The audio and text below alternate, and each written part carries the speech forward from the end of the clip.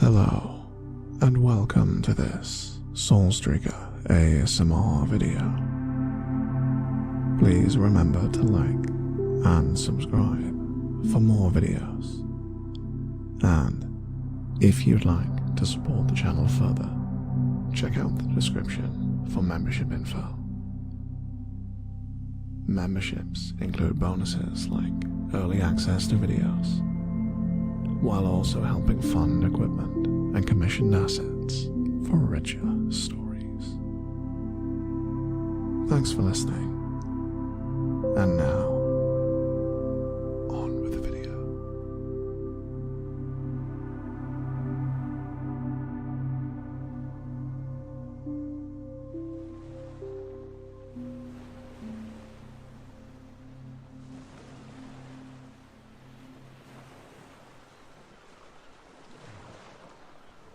Welcome, lost and wayward one.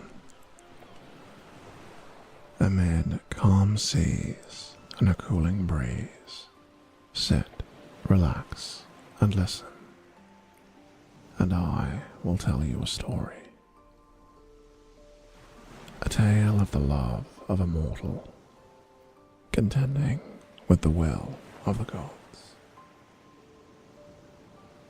For know this, after the fall of Troy, Odysseus set sail for his home, Ithaca, eager to be reunited with his wife, Penelope, and son, Telemachus.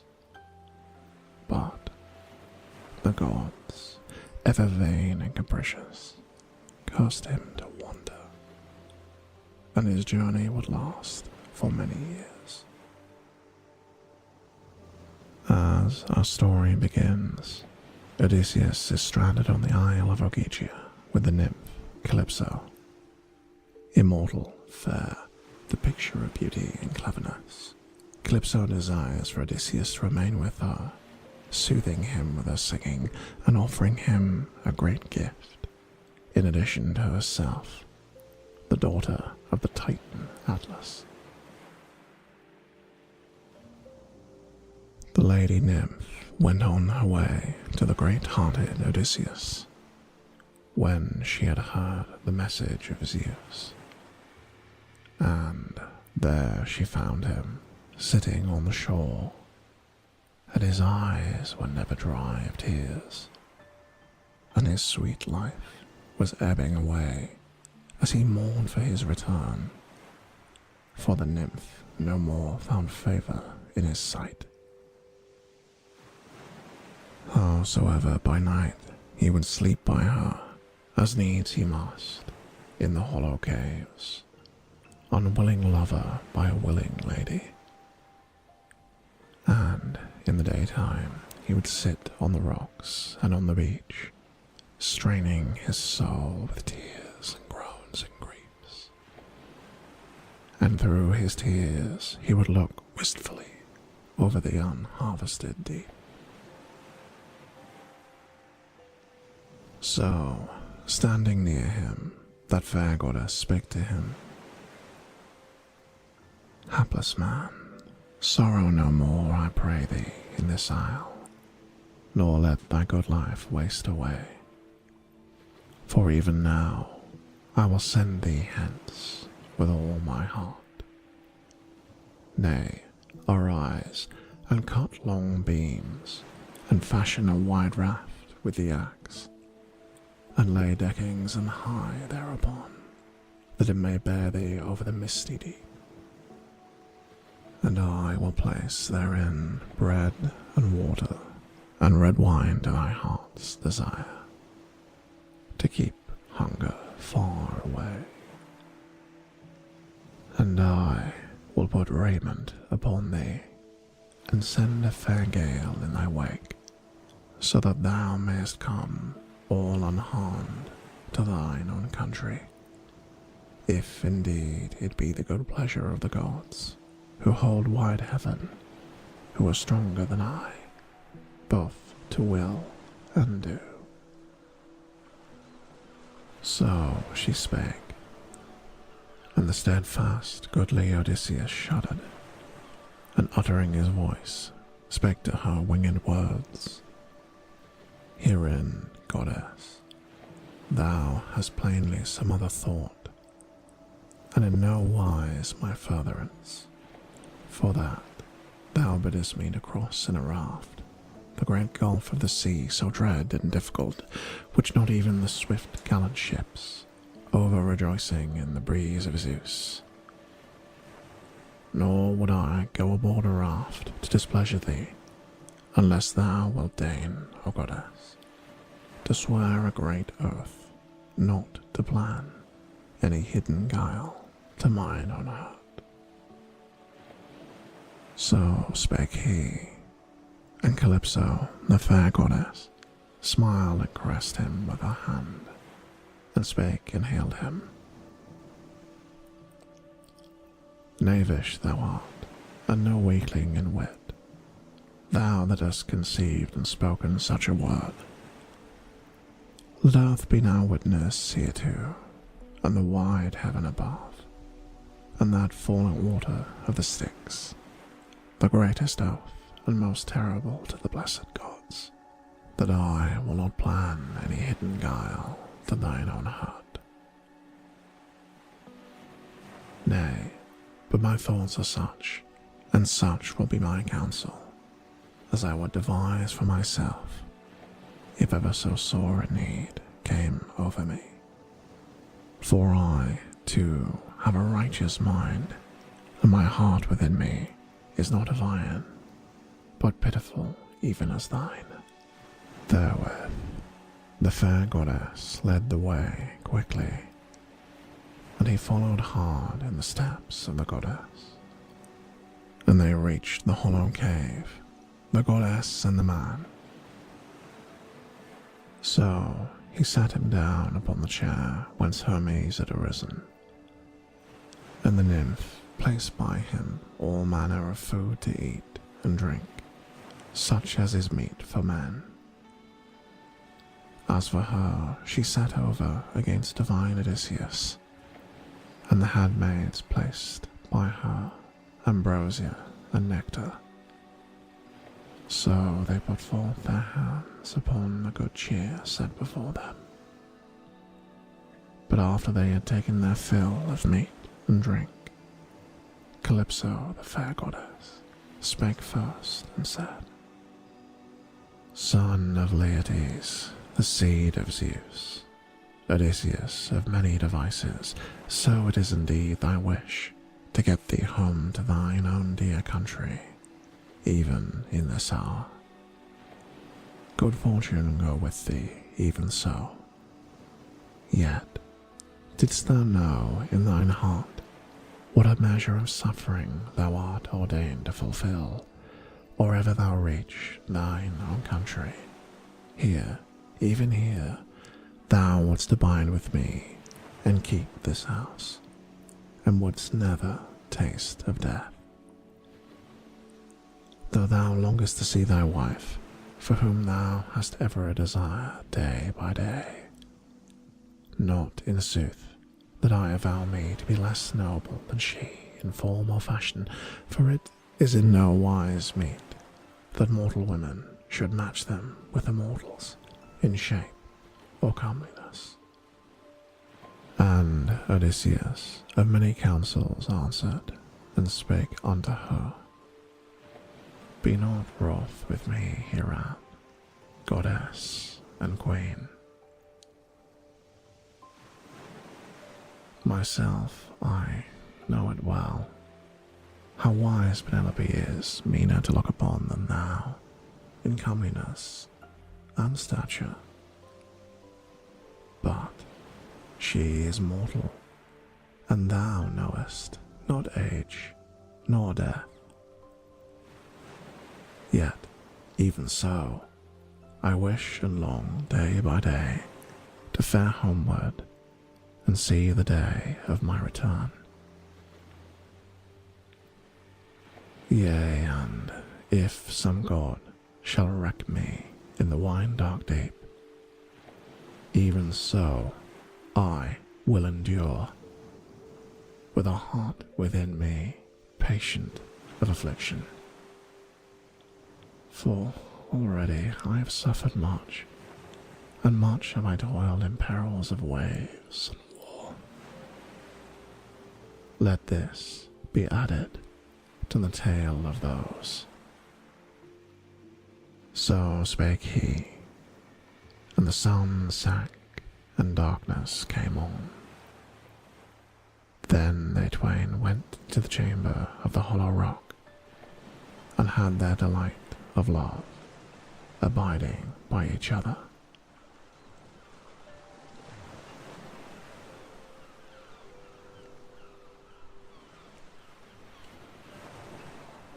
So soon as early dawn shone forth, the rosy-fingered, anon Odysseus put on him a mantle and a doublet, and the nymph clad her in a great shining robe, light of woof and gracious, and about her waist she cast a fair golden girdle, and a veil withal upon her head.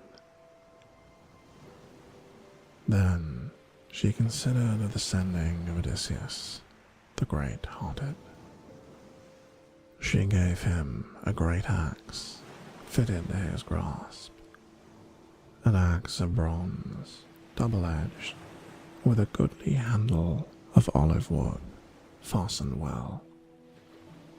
Next, she gave him a polished adze, and she led the way to the border of the isle where the tall trees grew, alder and poplar, and pine that reacheth unto heaven, season long and since and sere, that might lightly float for him. Now, after she had shown him where the tall trees grew, Calypso, the fair goddess, departed homeward, and he sat to cutting timber, and his work went busily. 20 trees in all he felled, and then trimmed them with the axe of bronze, and deftly smoothed them, and over them made straight the line.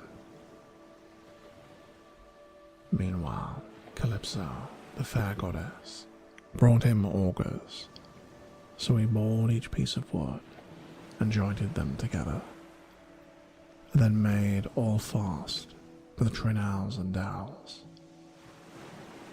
Wide as is the floor of a broad ship of burden, which some man well skilled in carpentry may trace him out, of such beam did Odysseus fashion his broad raft, and thereat he wrought, and set upon the deckings, fitting them to the close-set uprights, and finished them off with long gunwales, and there he set a mast, and a yard-arm fitted thereto, and moreover he made him a rudder to guide the craft, and he fenced it with wattled osier withies from stem to stern to be a bulwark against the waves, and piled up wood to back them. Meanwhile, Calypso, the fair goddess, brought him web of cloth to make sails, and these too he fashioned skillfully. And he made fast therein braces and halyards and sheets, and at last he pushed the raft with levers down to the fair salt sea. It was on the 4th day when he had accomplished all, and lo, on the 5th, the fair Calypso sent him on his way from the island, when she had bathed him and clad him in fragrant attire. Moreover, the goddess placed on board the ship 2 skins, one of dark wine, and another a great one of water, and corn too in a wallet, and she set therein a store of dainties to his heart's desire, and sent a warm and gentle wind to blow, and goodly Odysseus rejoiced as he set his sails to the breeze. So he sate and cunningly guided the craft with the helm, nor did sleep fall upon his eyes as he viewed the Pleiades and the Butes that settled late, and the Bear, which they likewise called the Wain, which turneth ever in one place, and keeps watch upon Orion, and alone have no part in the baths of the ocean. This star, Calypso, the fair goddess, bade him to keep ever on the left as he traversed the deep. 10 days and 7 he sailed, traversing the deep, and on the 18th day appeared the shadowy hills of the land of the Phaeacians, at the point where it lay nearest to him, and it showed like a shield in the misty deep.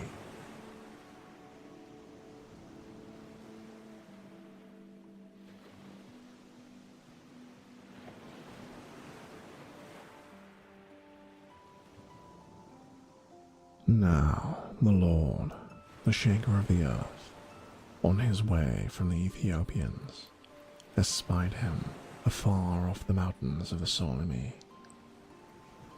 Even thence he saw Odysseus as he sailed over the deep,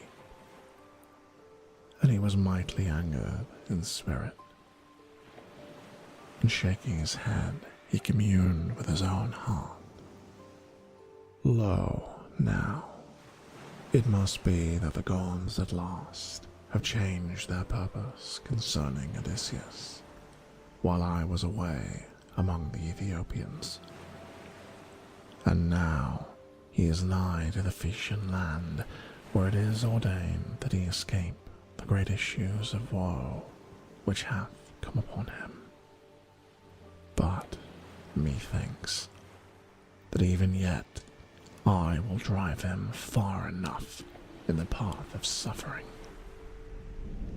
With that, he gathered the clouds and troubled the waters of the deep, grasping his trident in his hands, and he roused all the storms of all manner of winds, and shrouded in clouds the land and the sea.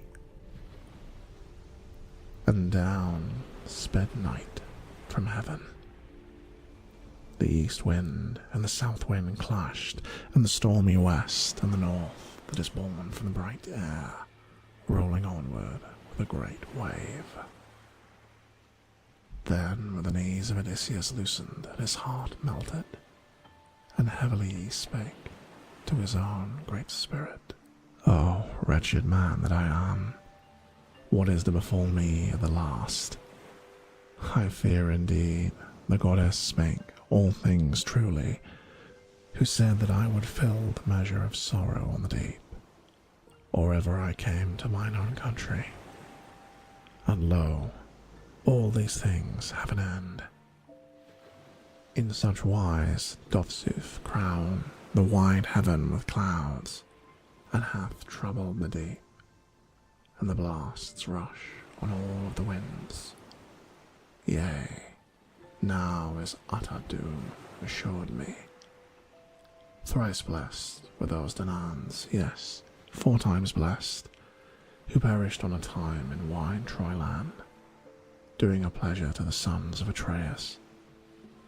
Would to God that I too had died, and met my fate on that day, when the breasts of Trojans cast their bronze-shod spears upon me, fighting for the body of the son of Peleus. So should I have gotten my dues of burial, and the Achaeans would have spread my fame. But now it is my fate to be overtaken by a pitiful death. Even as he spake, the great wave smote down upon him, driving on in terrible wise, that the raft reeled again, and far therefrom he fell, and lost the helm from his hand, and the fierce blast of the jostling winds came and brake his mast in the midst, and sail and yardarm fell far into the deep. Long time the water kept him under, nor could he speedily rise from beneath the rush of the mighty wave, for the garments hung heavy which fair Calypso had given him. But late, and at length, he came up, and spat forth from his mouth the bitter salt water, which ran down in streams from his head. Yet, even so, forgot he not his raft, for all his wretched plight, but made a spring after it in the waves, and clutched it to him, and sat in the midst thereof, avoiding the issues of death. And the great waves swept it hither and thither along the stream. And as the north wind in the harvest tide sweeps the thistle down along the plain, and close the tufts cling to each other, even so the winds bear the raft hither and thither along the main. Now the south would toss it to the north to carry, and now and again the east would yield it to the west to chase. But the daughter of Cadmus marked him, Ino of the fair uncles, Leucothea, who in time past was a maiden of mortal speech, but now in the depths of the salt sea she had gotten her share of worship from the gods.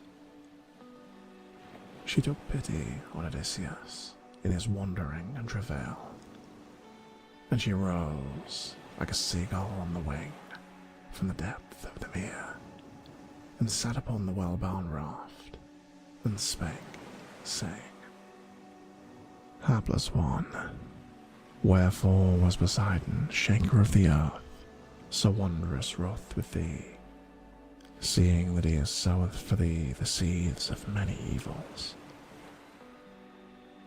Yet shall he not make a full end of thee, for all his desire?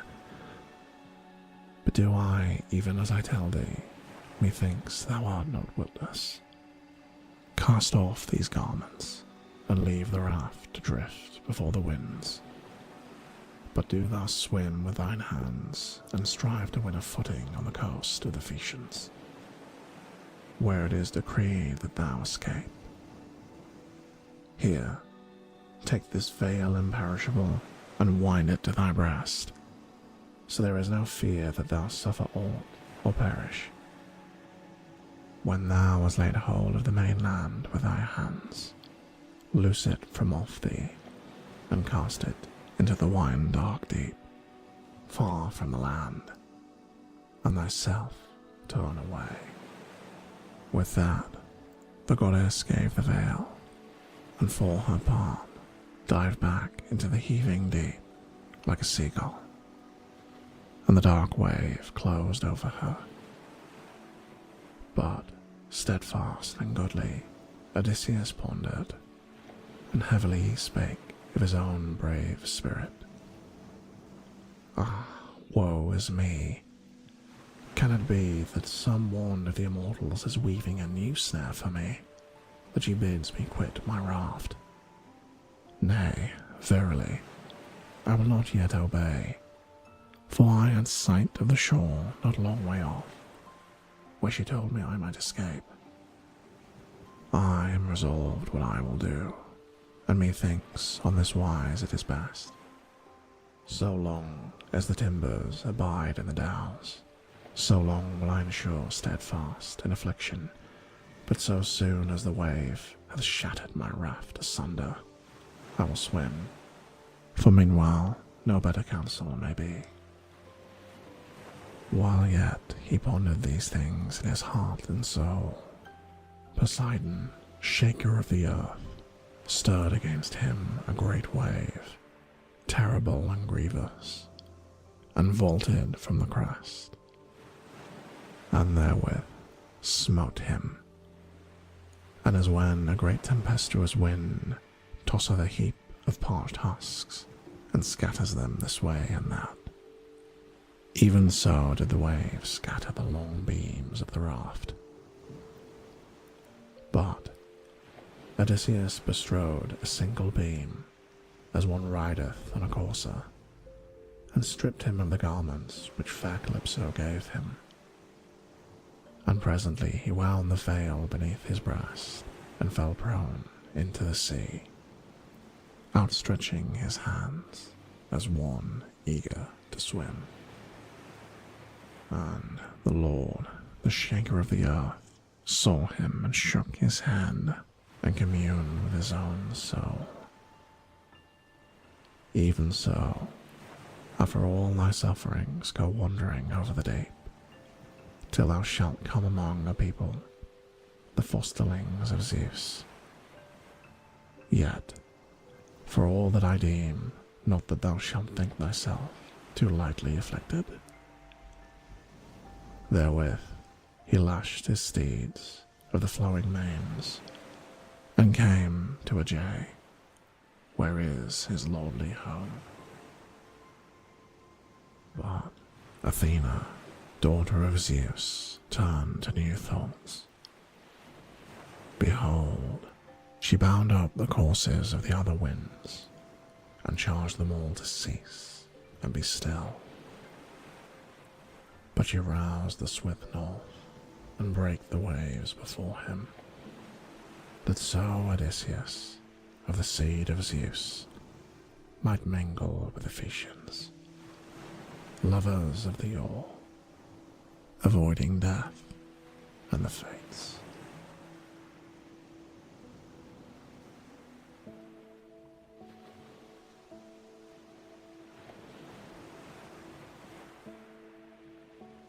The journey of Odysseus would continue, and he would encounter many more wondrous and woeful things.